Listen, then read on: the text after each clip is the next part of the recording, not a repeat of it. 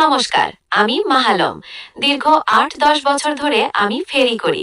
গ্রাম ঘুরে ঘুরে প্লাস্টিকের বিভিন্ন বস্তু বেচাকিনি করি।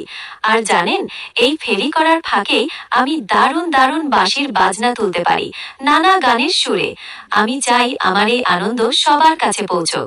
তাই আপনাদের কাছে দোয়া চাই, আমার এই ভিডিওগুলো সবার কাছে শেয়ার করে ভাইরাল করে দিন। লাইক আর সাবস্ক্রাইব করুন।